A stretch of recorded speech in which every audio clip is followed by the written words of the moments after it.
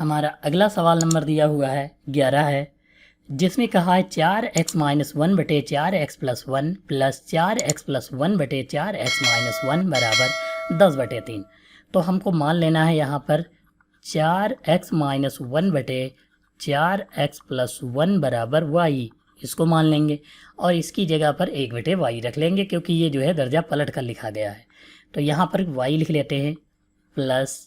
फिर y, यहाँ पर देखो इसको पलट देंगे तो 1 बटे y हो जाएगा, क्योंकि ये सीधा दिया हुआ है, सीधा है, और इसको जब पलटेंगे तो ये जो है प्राप्त हो जाएगा। या फिर यहाँ पर मान लेंगे 4x प्लस 1 बटे 4x माइनस 1 बराबर 1 बटे y, ये लिख लेंगे। तो इतना हो गया बराबर 10 बटे 3 हो जाएगा, इसे लिख लेंगे। यहाँ पर देखो y की गुणा y से, तो y स्क्वायर प्लस 1 हो जाएगा बटे में y बराबर 10 बटे 3 हो जाएगा, इसे लिख लेंगे। क्रॉस मल्टीप्लाई कराएंगे, 3 की y स्क्वायर से गुणा तो 3y स्क्वायर प्लस 3 एकम 3 हो जाएगा बराबर 10 एकम 10y हो जाएगा, ये लिख लेंगे। 10y इधर आ जाएगा तो माइनस का हो जाएगा, 3y square minus 10y plus 3 हो जाएगा और बराबर 0 लिखेंगे। अब हमको यहाँ पर करना क्या है, सबसे पहले 3 तिया 9 हो जाएगा, 9 के गुणनखंड करने की 10 मिल जाए, तो 9 के गुणनखंड करेंगे तो 9 एकम 9 होता है, 9 एक 10 होता है, यानी 3y स्क्वायर माइनस का 9y और फिर माइनस का 1y प्लस का 3 बराबर 0 हो जाएगा। दो पदों में कॉमन ले लेंगे। हम यहाँ पर 3y अगर कॉमन ले लेंगे तो कितना हो जाएगा, 3y कॉमन लेंगे तो y बच जाएगा माइनस का 3 तिया 9 3 हो जाएगा, माइनस का 1 अगर कॉमन ले लेंगे तो y ये माइनस प्लस माइनस का 3 बराबर 0 हो जाएगा। y माइनस 3 दिया हुआ है दोनों में, तो इसको हम कॉमन लेंगे तो ये 3y माइनस का 1 बच जाएगा, ये 3y ये माइनस का 1 बराबर 0। यहाँ पर पक्षांतर करेंगे तो माइनस का 3 उधर जाएगा बराबर के दूसरी तरफ, तो प्लस का हो जाएगा, यानी y बराबर कितना आ गया 3।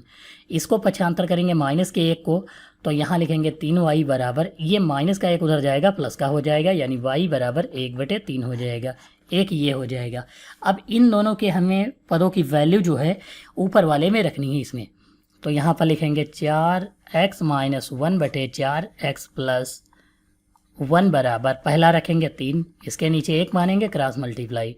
देखो 3 चक्कू कितना हो जाएगा, 12x प्लस 3x कम 3 हो जाएगा, 4x माइनस 1 हो जाएगा, ये 4 इधर आ जाएगा,